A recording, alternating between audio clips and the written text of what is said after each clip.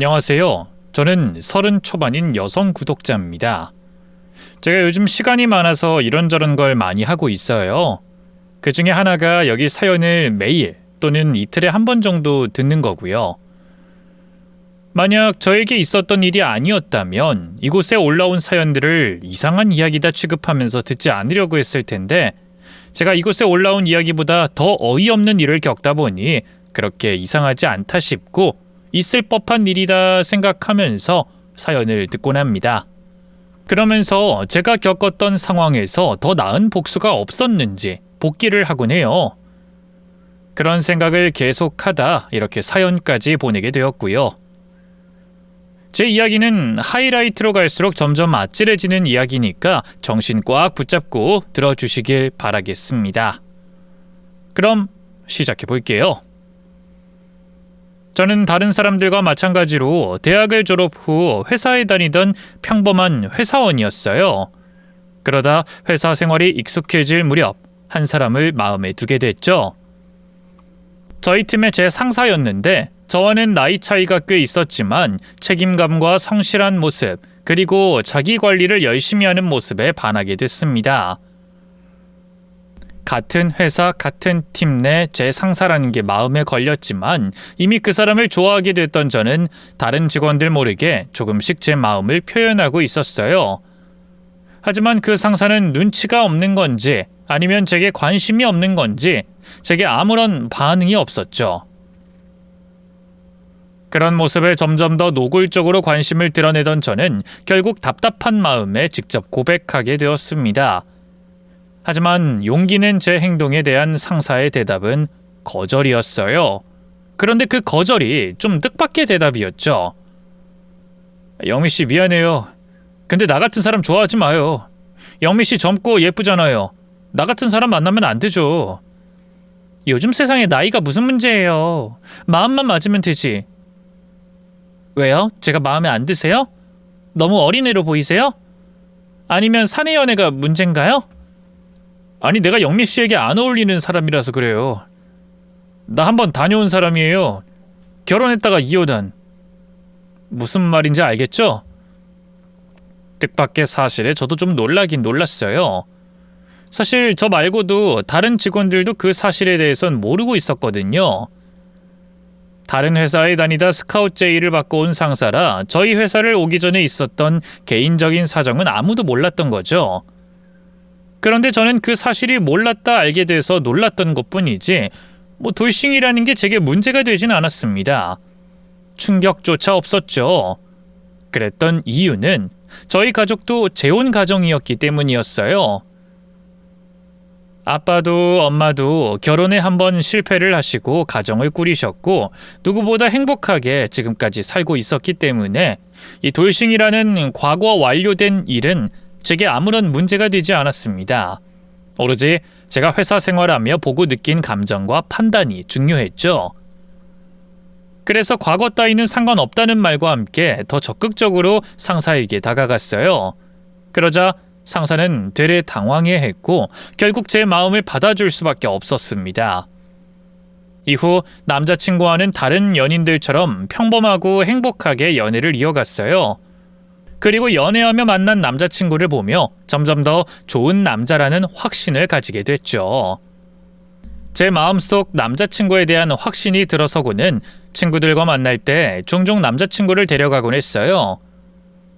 남자친구가 있는 여자들이 의례 그렇듯 남자친구의 자랑을 친구들 앞에서 늘어놓곤 했고요. 그런데 즐겁기만 해야 하는 친구들과의 모임에서 제 신경이 거슬리는 눈빛을 보게 됐습니다.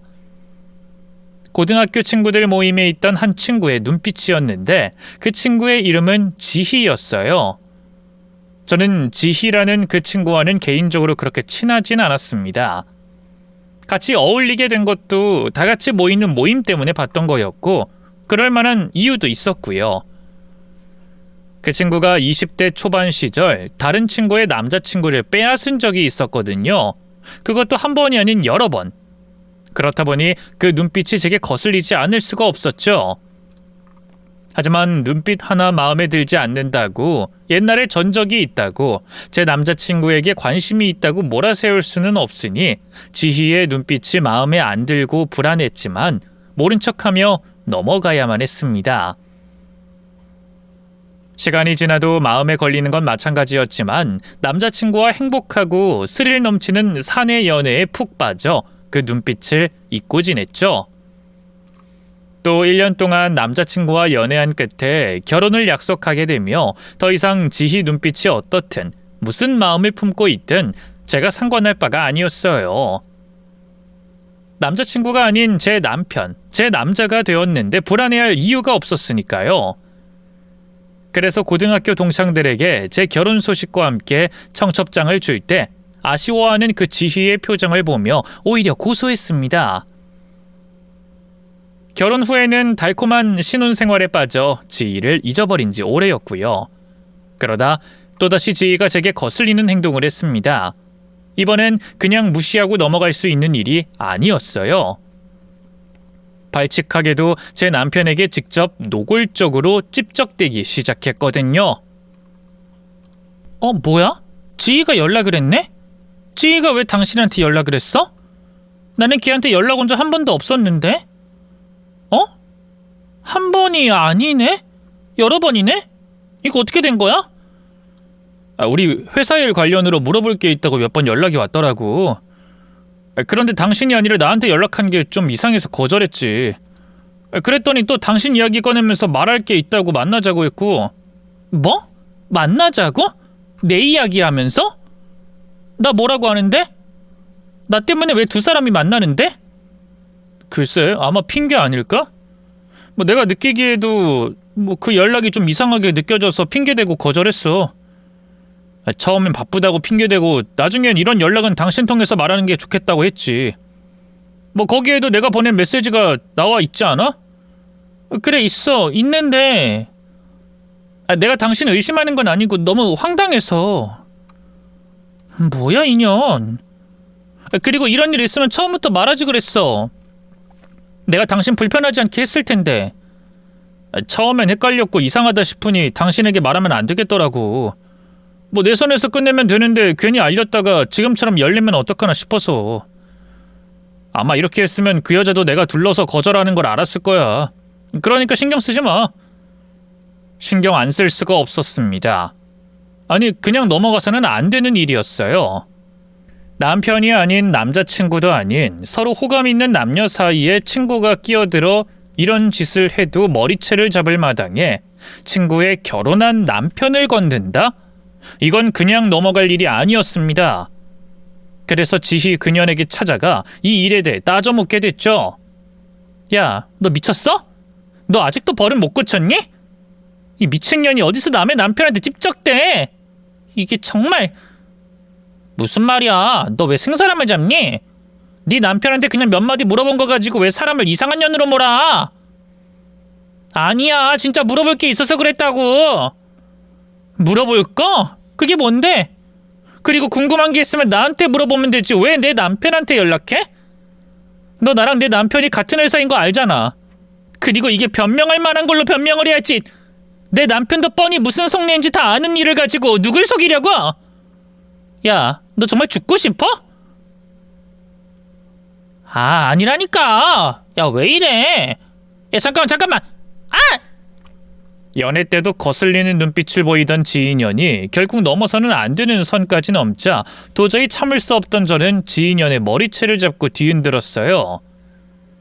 지인연이 거짓골이 될 때까지 말이죠.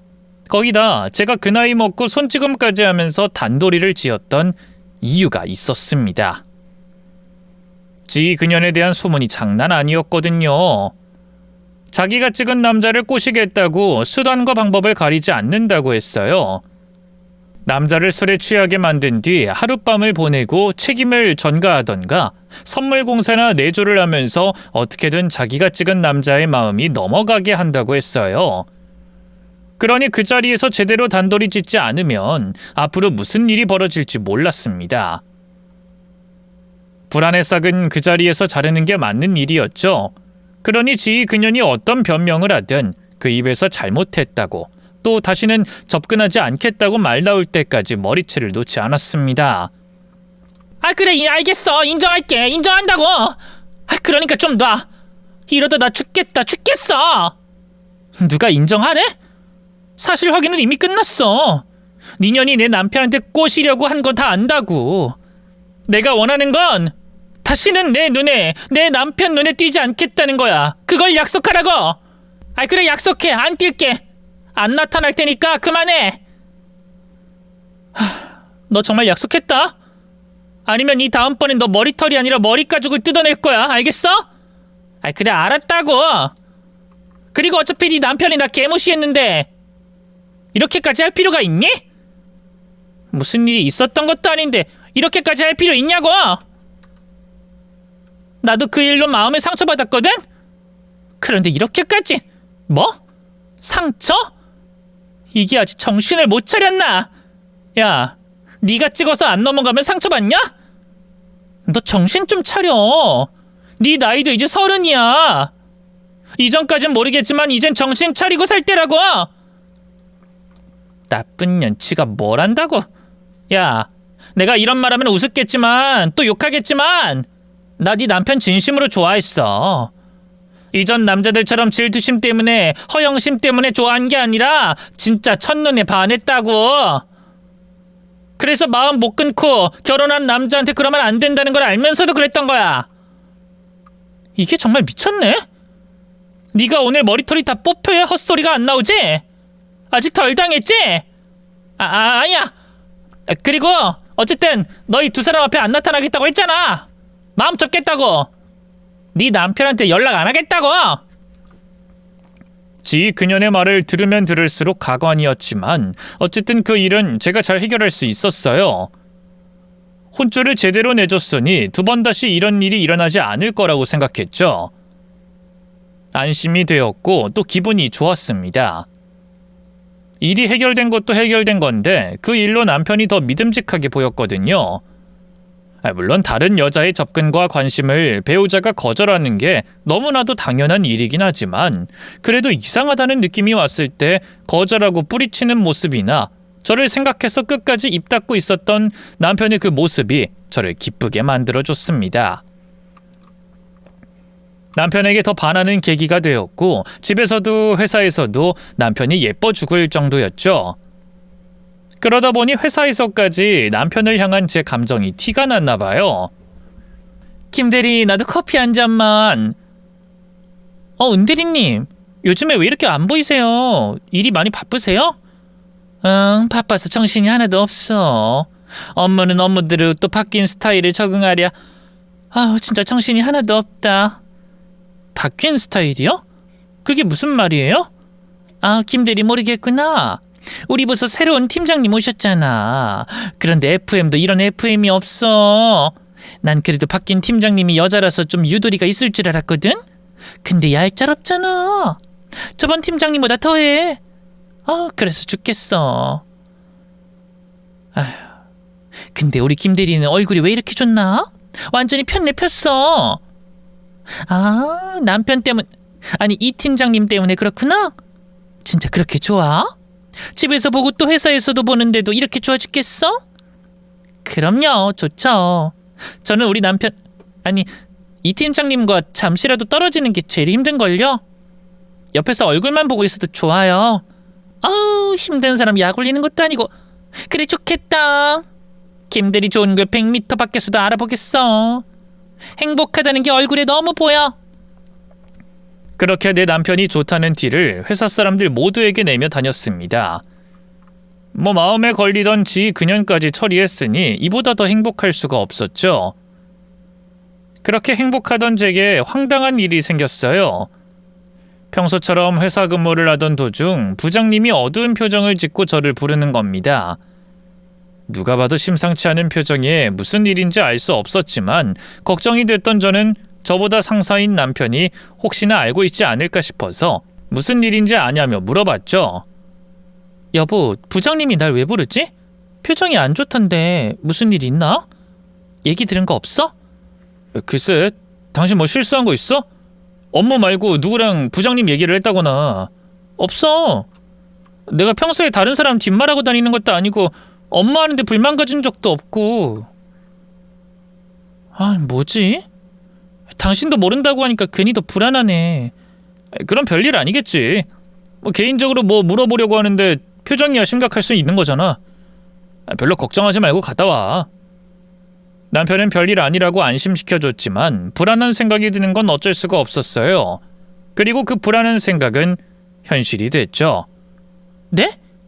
사직이요? 제가 왜요? 영미 씨, 내가 이렇게까지 말하는 거 보면 다 알면서 왜 그래? 이것도 내가 위에서 조사 들어가겠다, 고소하겠다 난리를 치는 걸 겨우 막아서 조용히 끝내려고 하는 거야.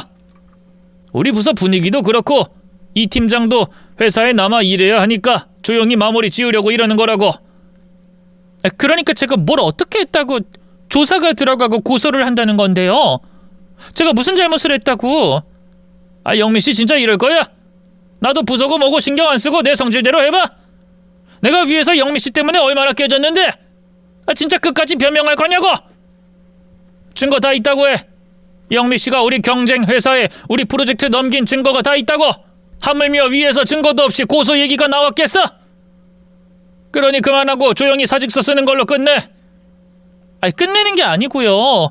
제가 하지 않은 일에 김영미 씨 진짜 이렇게 계속 나올 거냐고? 그럼 나랑 올라가서 확인해 볼까?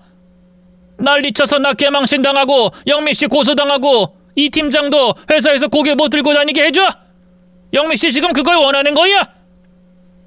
정말 어이없게도 제가 회사 프로젝트를 다른 회사에 넘긴 스파이가 되어 있었습니다. 그 일로 부장님이 사직서를 쓰고 조용히 나가달라 말하더라고요. 억울했죠. 제가 하지 않은 일이었으니까요. 그래서 제 변론을 하며 어떻게 된 일인지 확인해 보겠다고 하니 증거가 있다고 말했어요. 제가 하지도 않은 일에 증거가 있을 리가 없으니 그 증거를 두고 사실 확인을 하는 게 맞았습니다. 그런데 제가 버티며 사실 확인을 하면 부장님이 더 이상 그 일을 커버할 수 없다고 하더라고요. 그리고 그 일로 인해 회사를 계속 다닐 제 남편에게도 피해가 갈 거라고 했고요. 너무 억울한 일이었지만 회사에서 그리고 위에서는 이미 저를 스파이로 낙인 찍어둔 상황이었고 이 문제를 더 이상 걸고 넘어지면 제 남편에게 피해가 가는 상황이었습니다. 결국 저는 회사를 나가기로 했어요. 아니, 정확히 따지자면 등 떠밀려 해고를 당한 거나 마찬가지였죠. 이유가 있다고 하지만 정확한 이유도 모른 채 무슨 일이 벌어진 건가 모른 채로 말입니다. 그런 어쩔 수 없는 제 선택에 남편은 노발대발 화를 내며 반대했어요. 왜 당신이 그만둬? 잘못한 게 없는데. 왜 당신이 그만두냐고. 이거 부당해고야. 아니, 요즘 세상에 해고를 이런 식으로 할 수 있는 곳이 어딨어? 90년대야? 2000년대야? 이거 노동법 위반이야. 됐어. 나도 이것저것 다 생각해봤는데 그냥 내가 나가는 게 여러모로 좋을 것 같아서 그래. 나야 결백하니까 끝까지 물고 늘어지면 죄가 없다고 나오겠지. 그런데 진실이 밝혀질 때까지 나에 대한 소문은 어떻게 하고 당신은 또 어떻게 해? 버티면 나랑 당신만 손해야. 그리고 부장님 덕분에 어쨌든 내가 퇴사하는 걸로 끝날 거니까 다른 회사 들어가는데 문제 없을 거야. 억울하지만 지금 상황으로선 이게 맞아. 그래도 이런 말도 안 되는 일이. 괜찮다니까 그래. 그리고 솔직히 이제 눈치도 좀 보였어. 나나 당신이나 승진하고 점점 직급 높아질수록 한 공간에 있는 직원들 불편해하지. 우리 좋게 좋게 생각하자. 난 마음먹은 순간부터 좋게 생각하기로 했어. 여보. 아니, 그래도 이건. 저만큼이나 열을 내는 남편의 모습이 제게 많은 위로가 됐던 것 같아요. 태어나 가장 억울한 순간 저를 믿어주는 사람이 제 곁에 있고 저를 대신해 화를 내주는 모습을 보면서 말이죠. 물론 남편의 모습을 보며 위로받아도 제가 아무리 좋게 생각하려고 해도 억울한 마음이 쉽게 풀리지는 않았습니다. 업무 인수인계를 하고 퇴사하는 그날까지 제 얼굴엔 억울함과 그늘이 가득 차 있었죠. 그러다 퇴사하는 그날, 부장님의 배려로 원래 퇴근 시간보다 일찍 퇴직 준비를 할 수 있었어요. 개인 물건들을 챙겨 지하 주차장에 있던 차에 싣고 있었죠. 그때 지하 주차장에서 일을 보고 올라가려고 하던 경비 아저씨를 뵙게 됐어요. 저희 아빠 또래였던 경비 아저씨와는 택배나 업무 퀵서비스 때문에 자주 뵙기도 뵀었고, 또 조금 전 말했던 것처럼 저희 아빠 생각이 떠올라 출근과 퇴근할 때마다 항상 간식이나 음료를 챙겨드리곤 했었습니다. 저와 경비 아저씨는 다른 직원들보다 조금은 더 가까운 사이라고 할 수 있었죠. 그래서 그런지 그냥 스쳐 지나갈 수 있는데도 불구하고 아저씨께서 제 곁으로 다가와 도움을 주시려고 했어요. 아유, 그거 줘요. 내가 들고 있을 테니. 자리 만든 다음에 넣어요. 감사합니다. 이런 걸로 뭘요? 그런데 이제 경력이 차긴 찼나 봐요. 아직 퇴근 시간 한참 남았는데 퇴근 준비도 하고. 하하하. 하긴 뭐 시간이 많이 흐르긴 흘렀으니까. 처음에 왔을 때 택배 어디서 수령해야 하는지 몰라서 이리저리 다니고 두리번댔던 게 벌써 4년 전이죠. 이런 거 보면 시간이 참 빨라. 그러게요. 그런데 저 퇴근 준비하는 거 아니에요. 저 오늘부로 회사 그만둬요. 네? 회사를 그만둬요? 아니 왜? 혹시 그것 때문에... 네? 그거라뇨? 아니에요. 그나저나 내가 뭐 챙겨줄 게 없어서 어떡하나. 이제까지 고마운 게 많아서 뭐라도 챙겨줘야 하는데. 괜찮아요. 나중에도 종종 뵐 기회 있을 건데요 뭐. 저만 그만두는 거라 남편은 계속 근무할 거예요. 그러면 남편 퇴근할 때 맞춰서 가끔 들릴 것 같은데 그때 또 뵈면 되죠. 네? 남편분? 그것 때문은 아니었구나. 난 또 다른 일 때문에 퇴사하시는 줄 알고. 네? 뭐라고 말씀하셨어요? 아닙니다. 저거 지우면 이거 들어갈 자리 생길 것 같은데요. 아주 잠깐 나눈 대화였지만 경비 아저씨께서 왠지 모르게 말조심을 하시더라고요. 뭘 말하려다가 마시고 또 하던 말을 뭉개시고, 이상했지만 갑작스러운 제 퇴사에 어떻게 말을 건네야 할지 몰라 그러시는 거라고 생각했어요. 뭐 그것 말곤 경비 아저씨 말씀에 아무런 생각이 없었죠. 그런데 이후 이상한 일이 벌어졌습니다. 정리를 다 하고 이제 인사과에 들러 사원증 반납과 필요한 서류를 받아가기만 하면 용모가 끝나 경비 아저씨께 마지막으로 인사를 하려고 했을 때 아저씨께서 의미심장하게 말씀하시며 저를 꽉 붙잡으셨거든요. 감사합니다. 마지막까지 저 도와주셔서. 제가 다음에 찾아올 때는 음료수병이라도 들고 올게요. 그럼 다음에 봬요. 가려고요? 이걸 어쩌나. 이걸 어떻게 해야 하지?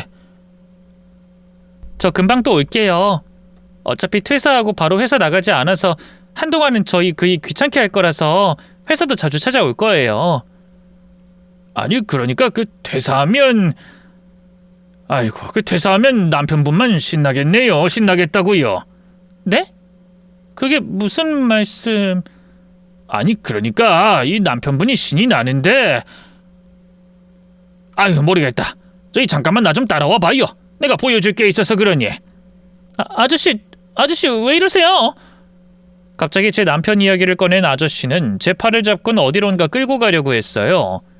너무 얼떨결에 벌어진 일이라 힘도 못 쓰고 끌려갔지만 이내 정신을 차리고 아저씨 손을 뿌리쳤죠.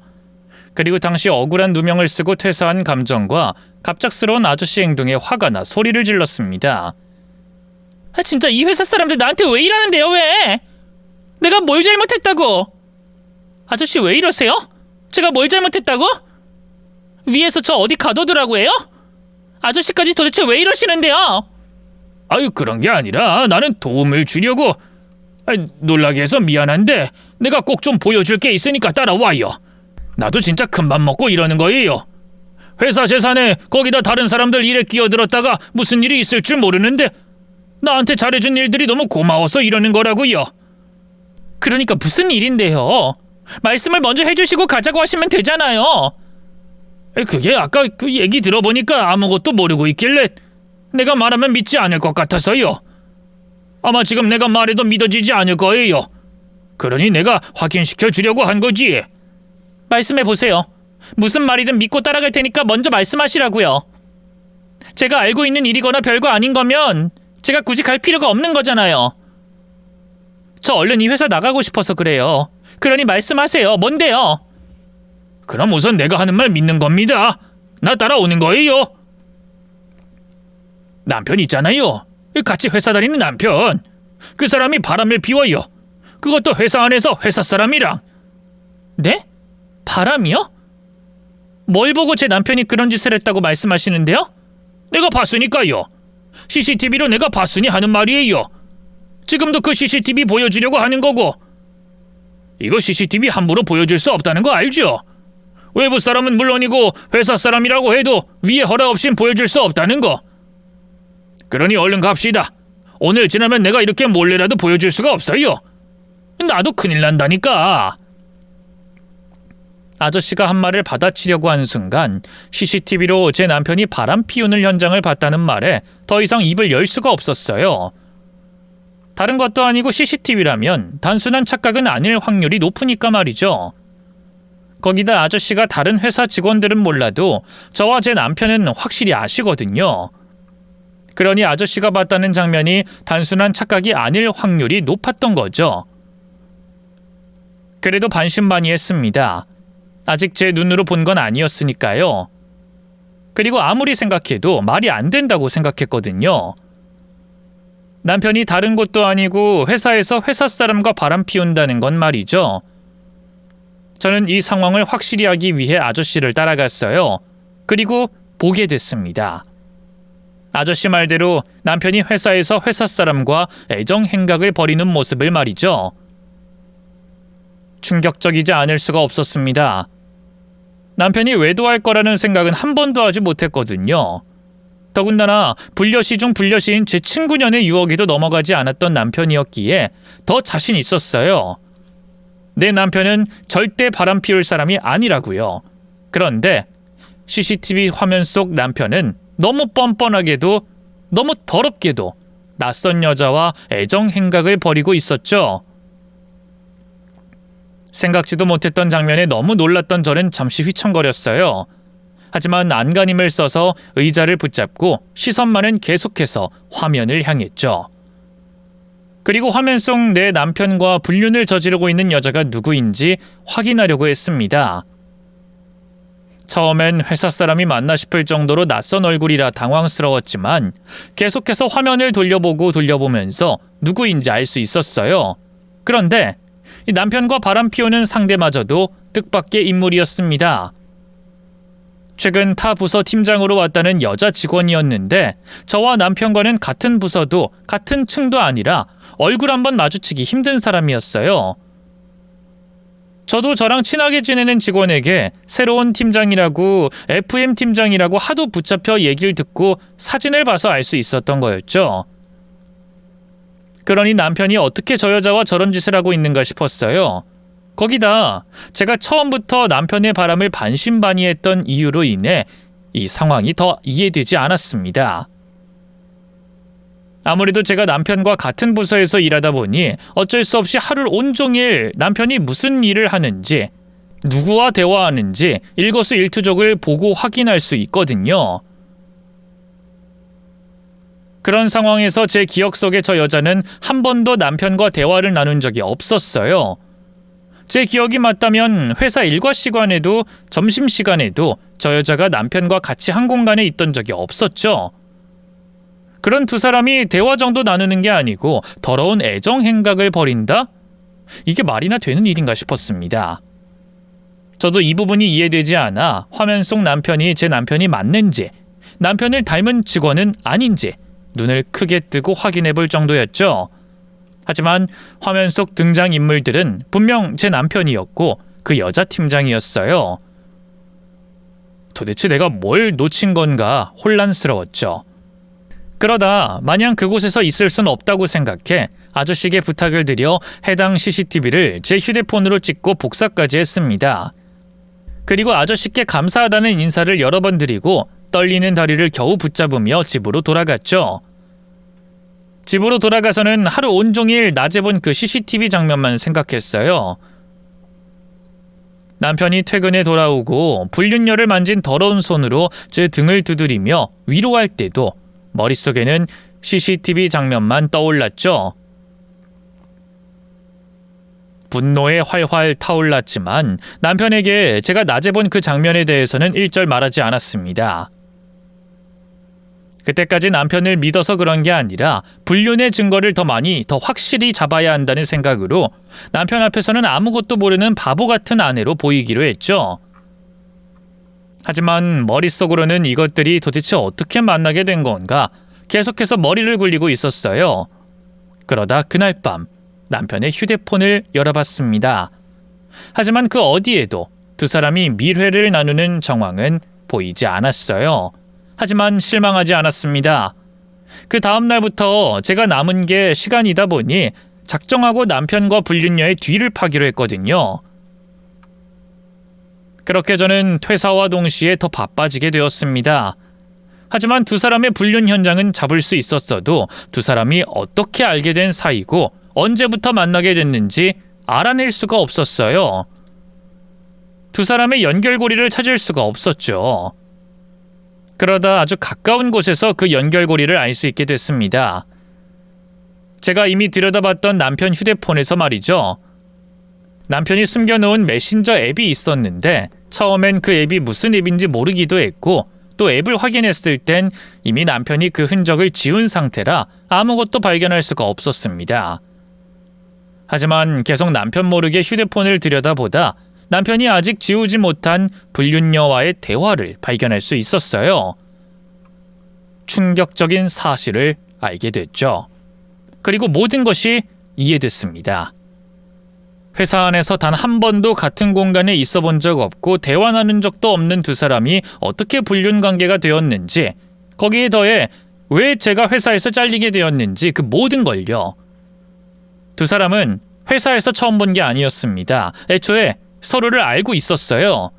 그것도 아주 잘 알 수밖에 없는 관계였죠. 두 사람 한때는 부부였거든요. 그러니까 남편의 전처가 그 불륜녀였고 불륜녀의 전 남편이 제 남편이었던 겁니다. 그러니 두 사람이 회사에서 만난 적이 없어도 대화한 적 없어도 이 몸을 섞는 불륜 관계까지 될 수 있었던 거예요. 거기다 제가 억울해하던 회사 스파이 일도 남편과 불륜녀가 꾸민 일이었어요. 회사에 제가 있으면 두 사람 만나는데 방해가 되고 걸릴 수도 있으니 불안 요소를 제거하고자 자기들이 꾸민 짓을 저에게 덤터기를 씌운 거였죠. 사람 뒤통수를 이렇게 때릴 수 있나 싶더라고요. 결혼한 지 얼마 되지 않은 건 둘째 치더라도 이혼이 자기 허물이라며 그런 자신을 편견 없이 믿고 사랑해준 제게 평생 잘하겠다고 말한 남편의 변심이 말이죠. 물론 다른 여자를 만났어도 용서할 수 없고 참을 수 없겠지만 이혼한 전 부인과 다시 만나는 건 여자로서, 인간으로서 저를 무시하고 짓밟는 것 같아 도저히 용서할 수 없었습니다. 겨우 이혼 따위로 위자료 몇 푼 받아내는 거론 복수가 될 수 없다고 생각했어요. 당연히 회사 앞에 찾아가고 두 사람 집안으로 찾아가 난동을 피울 생각도 했지만 그것도 부족했죠. 이혼하고 돈 뜯어내고 망신 주면 뭐 하겠어요. 결국 두 사람은 서로 좋아 죽겠다고 붙어 있을 텐데. 사람들 손가락질하는 시간 좀 지나면 자기들은 행복하고 난 배신과 이혼의 상처에 아직 아파하고 있을 텐데 말이죠. 그래서 방법을 강구했습니다. 제가 조금이라도 덜 억울할 수 있고 두 사람을 산산조각 낼 수 있는 방법을 말이죠. 그러다 한 생각이 떠올랐어요. 확신은 할 수 없었지만 제 생각대로 되기만 한다면 이보다 더 좋을 수 없는 방법이 말이죠. 저는 이혼 준비를 차곡차곡 하는 동시에 남편과 불륜녀를 찢어놓을 준비도 했습니다. 판을 깔아주고 상황을 지켜보다 제가 나서도 되겠다고 생각됐을 때 남편과 불륜녀를 갈기갈기 찢어놓기 시작했어요. 그러려면 제가 억울하게 누명을 당하고 퇴사하게 된 회사로 찾아가야 했죠. 남편과 불륜녀가 있는 곳에 말입니다. 영미씨 오랜만이야. 당신 여긴 어떻게... 이 팀장 영미씨 오는 거 몰랐어? 한 집에서 사는 사람들끼리 너무 무관심한 거 아니야? 영미씨 인사과에서 받을 서류가 있다고. 여보 왜 이래? 저 부장님, 죄송한데 제가 이 사람 좀 잠시 빌려갈게요. 해결해야 하는 일이 있어서요. 저 개인적으로도 또 회사 일 관련으로도요. 갑자기 무슨 난리인가 싶으실 텐데 이거 보시면 어느 정도 궁금증이 해소되실 거예요. 어? 영미씨, 그게 뭔데 그래? 아이, 그보다 집안 싸움을 회사까지 끌고 오면 어떡하나? 어? 영미씨! 영미씨! 저는 앉아있던 남편의 머리카락을 잡아챈 뒤 책상에 준비해온 종이를 올려두고 남편을 끌고 갔어요. 물론 남편의 반항 또한 있긴 있었죠. 아이, 진짜 당신 뭐 하는 건데? 뭐 하자는 거야? 뭐 이제 나까지 회사에서 잘리게 만들려고 이래? 아, 어딜 가는 건데? 왜 이러는데? 야, 내 머리털 다 빠지겠어! 옷도 다 찢어지겠다고! 그러니까 얌전히 따라와. 당신이 묻고 궁금해하는 거 올라가면 다 알게 되거든? 그리고 그땐 내가 당신한테 입 벌리고 얘기하라고 할 테니까 그때 떠벌려. 지금은 입 닫고 얌전히 따라오긴 하고. 야, 김영미! 너! 야, 잠깐 놔보라고! 남편은 꼭 위층까지 데려가야 했기 때문에 저도 온 힘을 써서 남편 머리카락과 셔츠를 붙잡고 당겼어요.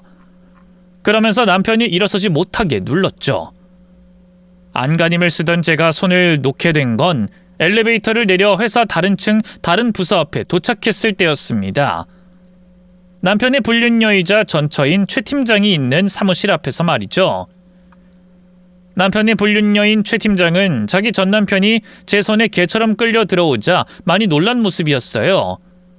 그리고 앞으로 벌어질 일들에 대해서 어느 정도 예상하는 덤덤한 표정이었죠. 야, 이거 데려가. 이 새끼 우리 집에 들어오게 하지 말고 원래 주인이 네가 데려가라고. 원래 네가 주인이잖아. 아니야? 아니다. 지금도 네가 주인이구나. 맞지? 이 더러운 년아. 이렇게 또 바람나서 만날 거면 왜 이혼했니? 둘이서 지지고 볶든 물고 빨든 알아서 할 것이지. 왜 멀쩡한 사람들까지 피해주는 건데? 여보, 당신... 야, 너 아직 대답할 때 아니야. 나 지금 전현한테 물어보고 있다고. 야, 말해. 왜 사람 우습게 만드는데? 세기에 사랑할 거면 너희끼리 할 것이지 왜 죄 없는 나까지 끼어들게 만들어? 이 정신 나간 년아! 미안합니다. 미안해요. 잘못을 구하든 어떻게 된 일인지 설명하든 원하는 대로 할 테니 우선 여기서 이러지 말고 나가서 얘기해요. 이야, 내 생각보다 더 뻔뻔한 년이었구나. 하긴 이혼한 것들이 다시 만나는데 보통 각오로 만나겠어? 거기다 없는 죄까지 덮어 씌워서 사람 회사에서 잘리게 만들었는데 비장한 각오겠지. 그리고 가긴 어딜 가? 여기서 볼 일이 얼마나 많이 남았는데. 여기 사람들 안 보이니? 다들 무슨 일인가 궁금해서 보잖아. 그럼 다 알려줘야지. 이렇게 말이야. 저는 가방에 있던 나머지 서류들을 사무실 천장에 집어 던졌습니다. 남편과 불륜녀에 대한 증거들을 정리한 자료를 말이죠. 이미 제가 남편을 개같이 끌고 왔을 때부터 사람들은 놀란 얼굴을 하고 있었지만 그 종이에 담긴 내용을 보곤 난리가 났었어요. 그 순간 해당 층의 모든 직원이 남편과 불륜녀에 대한 이야기로 수근거리기 시작했죠. 제가 계획한 또 하나의 복수가 성공하는 순간이었습니다. 두 사람을 사회에서, 직장에서 인간 쓰레기로 만드는 복수를요. 하지만 제가 공을 들여 세운 복수는 그게 아니었어요. 그 복수는 바로 다음에 시작됐죠. 야, 이재호, 너 이제 정신 바짝 차리고 입 풀고 있어. 지금부터 이쪽 저쪽 거짓말하고 변명하느라 정신 없을 테니까. 여보, 이러지 말고 우선 나가자. 나가서 닥쳐. 나도 이것만 하고 나갈 거니까 입 닫고 기다려. 저기 지금 그쪽 되게 결연한 표정을 짓고 있는데 직장에서 불륜녀로 찍히고 회사에 잘려도 사랑만은 지키겠다 뭐 그런 건가 봐요? 왜? 저 인간이 그래요? 전처럼 헤어질 일은 없을 거래? 아, 불륜이나 하는 것들이 뭐 대단한 사랑한다고. 에휴, 너 속고 있는 거야, 이 등신년아. 내가 무슨 말 하는지 지금 확인시켜 줄 테니까 똑똑히 들어. 네? 무슨 말이에요? 속고 있다니. 전 남편에게 속고 있다는 제 말에 여자가 처음으로 흔들리는 모습을 보였습니다. 그리고 그 당황하는 표정은 제 전화 통화로 인해 점점 일그러지기 시작했죠. 나야. 별일은 아니고 그래도 내가 네 친구인데 알려줄 건 알려줘야 할 것 같아서. 거기다 내가 버리기로 해서 너 준 거잖아. 아직 양도도 안 끝났는데 문제가 있으면 안 되니까 알려주는 거야. 근데 내가 해결은 못하고 네가 직접 해결해야 할 것 같은데? 아니다. 우선 네가 알고 있었나 물어보는 게 순서겠구나. 얘 지희야, 너 이 사람 여자 있는 거 알았니? 몰랐어? 어머 그래? 그럼 내가 전화 잘했네. 이 사람 여자가 있거든. 그것도 이혼한 전 부인을 만나고 있네? 아니야, 넘겨짚는 게 아니고 진짜야. 나 지금 회사까지 찾아왔어. 이 사람 전 부인이 남편 회사에서 같이 근무하고 있었거든. 어떻게, 뭐 통화 좀 연결시켜줘? 누구부터 해줄까? 내 남편? 아니면 그 전 부인? 둘 다 지금 내 눈앞에 있는데 말이야. 제가 전화를 건 상대는 제 남편에게 집적된 적이 있는 지희였어요. 제가 전화를 건 당시 지희는 제 남편과 바람이 난 상태였거든요. 그리고 지희가 제 남편에게 작업을 걸 수 있도록 허락하고 먼저 권한 사람이 바로 저였습니다. 남편과 불륜녀를 갈기갈기 찢어놓기 위해 지희를 이용하기로 한 게 제가 떠올린 생각이었거든요. 어떤 복수를 해야 할까 고민하던 그때의 저는 지희 생각이 떠오르자마자 전화를 걸었습니다. 그리고 황당한 일을 제안했죠. 네가 웬일로 연락을 다 했어? 다시 눈에 띄면 죽이니 살리니 말해놓고. 부탁할 게 있어서. 그 전에 너 그때 나한테 한 말 진심이니? 무슨 말? 우리 남편 진심으로 좋아한다며. 그 마음 진심이었냐고. 왜? 대답하면 때리려고?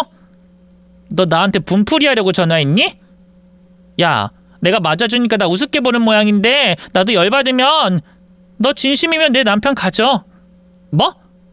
가지라니? 말 그대로야. 너 하라고. 나 그 인간이랑 이혼할 거라서 너한테 말하는 거야. 뭐? 너 미쳤어? 아니면 무슨 꿍꿍인데? 꿍꿍이 없어. 없고 너나 나나 만나는 애들 겹치는데 애들 불편해지는 게 싫어서 그래. 난 마음 정했는데 남편은 아직 몰라. 그러니까 내가 이혼하기 전까지 네가 내 남편 마음 어떻게 해봐. 어머 얘가 미쳤나봐. 무슨 삼녀 영화를 보고 이런 미친 소리를. 근데 너 진심이니? 정말 내가 네 남편 꼬셔도 돼? 혹시 네 남편 망했니? 아니 문제 있어? 그래서 나도 같이 물먹이려고 이러는 거야? 야, 재산 내역이라도 뽑아줘? 회사 잘 다니고 있는 거 보여주고? 그 사람 하자 없어. 내가 마음이 변해서 그런 거지. 그리고 싫으면 말아. 이상한 년. 하지 말아야 할 땐 남의 남자 꼬시고 하라고 하니까 왜 못하겠다고 그래? 그럼 나 간다. 영미야 잠깐만. 알겠어 알았다고. 나 아직 네 남편한테 마음 있으니까 할게. 그러니까 얘기 좀 더 하자. 네가 뭐라도 알려줘야 내가 네 남편 마음을 잡지. 지희가 정신 나간 년이 아니었으면 어쩔 뻔했나 싶어요.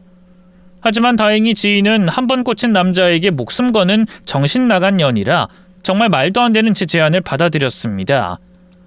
그리고 저는 지희가 제 남편을 꼬실 수 있게 적극적으로 도와줬죠. 그 결과 두 사람은 또 다른 불륜 관계가 되었고요. 저는 그 불륜 관계를 이용한 겁니다. 이제 세 사람의 관계를 아수라장으로 만들게 했죠. 저는 지희와의 통화를 스피커폰으로 바꾸고 두 사람이 대화할 수 있게 자리를 만들어줬어요. 지희야 이제 말해. 내 옆에 그 사람 있고 내 앞에 그년 있어. 전부인. 정말이야? 오빠 어떻게 된 거야? 정말 전부인 만나고 있었어? 언제부터? 나랑 만나기 전이지. 아직 관계 정리 못한 거지? 오빠 대답해. 옆에 있다며. 지희야. 아니 지희씨 지금 뭔가 오해하는 것 같은데 오빠라뇨. 잠시만요. 야 이거 통화 당장 안 꺼. 빨리 꺼. 왜? 입이 덜 풀렸냐? 대답해봐. 지희가 물어보잖아. 자기 만나기 전부터 만났는지 아닌지. 대답할 생각 없어? 그러면 2년 입에서 들어야지. 지희야, 이 사람이 대답할 생각이 없나 보다. 아무래도 네가 사랑을 쟁취해야 할 것 같은데 전처랑 얘기해 볼래? 야, 영미야, 오빠 회사 어디니? 주소 좀 보내봐. 그리고 오빠 대답하라고, 대답! 아이씨. 저기요, 우리 오빠 전부인이란 분 거기 있어요? 내가 곧 찾아갈 건데 하나 확실히 할게요. 나 우리 오빠 포기 못해요. 내가 오빠 차지하려고 어떤 일까지 겪었는데. 그러니까 내가 찾아갔을 때 그 입에서 포기하겠다는 소리 나와야 할 거예요. 알겠죠? 영미야, 문자로 주소 보내. 알겠지? 그래, 그럼 주소 보낼게. 통화 끊자. 어때요? 바람난 불륜녀에서 바람맞은 불륜녀로 바뀌니까? 이러고도 못 믿겠나? 그럼 이런 사진이면 좀 믿을까? 이거 이 인간이 방금 통화한 내 친구랑 바람난 증거 사진이니까 한번 봐봐요. 그중에 그쪽이 아는 장소도 있을걸요? 내가 보니까 데이트한 장소가 겹치는 곳이 많던데. 모텔이나 호텔도 그렇고. 그리고 그거 복사본이니까 돌려줄 필요 없어요. 이 인간도 돌려줄 필요 없고. 어차피 다 이혼할 거라서요. 그럼 누가 가지든 그 쓰레기 잘 수거해 가요. 내 친구 잘 상대해보고. 저는 불륜녀를 가지고 놀듯 조롱하고 회사를 떠났습니다. 이제 제가 그곳에 있을 필요가 없었어요. 곧 제 친구가 들이닥칠 거고 세 사람 사이에 난리가 날 테니까요. 그리고 제 예상처럼 정말 한바탕 난리가 났었다고 해요. 세 사람이 뒤섞여 때리고 꼬집고 밟고 누르고 싸웠다고 했죠. 마지막 복수까지 했으니 이제 정말 1분 1초도 기다릴 이유가 없었어요. 저는 다음날 바로 이혼 소송에 들어갔고 넘치는 증거로 남편과는 이혼을, 불륜녀에게는 상간녀 소송을 승소할 수 있었습니다. 이혼한 뒤로는 전 남편과 관련된 일이라면 듣지도 관심을 가지지도 않으려고 했어요. 전 남편을 떠올리면 과거 그런 인간과 결혼을 선택한 저 자신이 너무 한심스럽게 느껴져서 말이죠. 그런데 지희와 연관이 있는 일이다 보니 제 친구들을 통해 세 사람의 소식을 자주 접하게 됐죠. 그날 이후 세 사람은 징그럽게 뒤엉켜 계속 싸움을 했다고 해요. 서로 탓을 하면서 말이죠. 그러다 전부인이 먼저 떨어져 나갔고 그러자 지희는 이제 다 해결됐다며 제 전남편과 만남을 계속 이어가려고 했답니다. 하지만 전남편이 미저리 같은 지희에게 질렸는지 피했다고 해요.